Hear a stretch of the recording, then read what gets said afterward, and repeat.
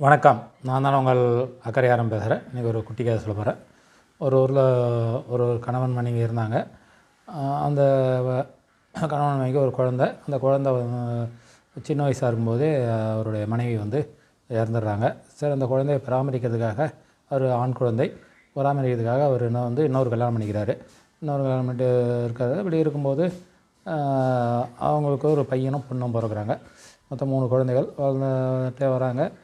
இவர் அந்த கணவர்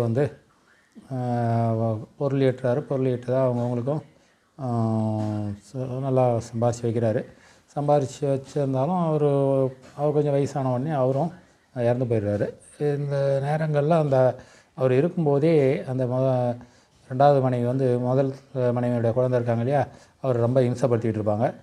இம்சப்படுத்திகிட்டு இருக்கும்போது சரி, அந்த ஏற்கனவே அவர் சம்பாதிச்சு வச்ச சொத்துக்கெல்லாம் தன்னுடைய குழந்தைகளுக்கு எழுதிக்குவாங்க. எழுதிட்டு முதல் மனைவியுடைய குழந்தைங்க பையனுக்கு ஒரு மலை பகுதியில் ஒரு இடத்த கொடுப்பாங்க. அது எதுக்கும் விவசாயத்துக்கு பயன்படாது, கல் மண் இருக்கிற ஒரு மோசமான இடம். விவசாயம் பண்ணாலே கஷ்டம்.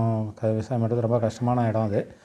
இருந்தாலும் அவர் என்ன பண்ணுறாரு, மனம் தளராமல் போயிட்டு அந்த விவசாயத்தை அதில் இது பண்ணுறாரு. அவங்க அந்த கல்லெல்லாம் அப்புறப்படுத்துகிறாரு. அப்புறப்படுத்தி பதப்படுத்துறதுக்காக பண்ணிக்கிட்டு இருக்காரு. அப்படி வரும்போது ஒரு இடத்துல மண்வெட்டியில் ஒரு பெட்டி மாதிரி தட்டுப்படுது. உடனே அந்த பெட்டியை அவர் அதை நோண்டி எடுக்கிறாரு.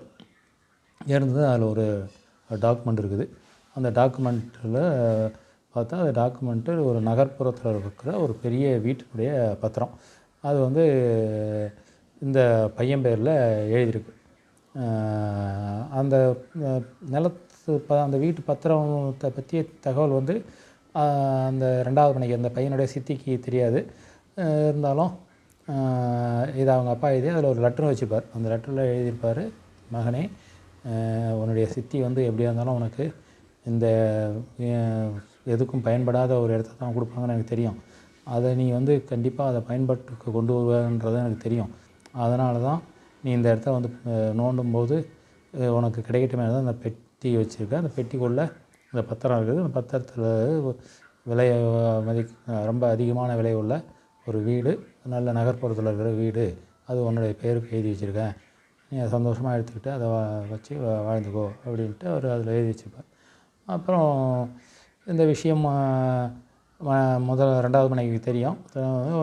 என்கிட்ட இப்படி சொல்லி பார்ப்பாங்க. அவர் அதெல்லாம் இல்லை சித்தி, அப்பா எனக்காக எழுதுந்து, எனக்கு சொத்துலாம் பெரிய இது இல்லை, இருந்தாலும் அப்பா எனக்காக எழுதுந்து, நான் அவருடைய நினைவாக நான் அதை வச்சு இது பண்ணுறேன் அப்படின்ட்டு போயிட்டு அந்த சொத்தை வச்சு பராமரித்து அது நிறைய பெரிய வீடுன்றதால ஒரு பகுதியை வாடகைக்கெல்லாம் விட்டு அவர் அதை வச்சு அவருடைய ஜீவனத்தை ரொம்ப சிறப்பாக நடத்திக்கிறார். அதான் வாழ்க்கையில் கடவுள் கொடுக்கணும்னு நினச்சாருன்னா ஏதோ ஒரு விதத்தில் கொடுத்துருவார்.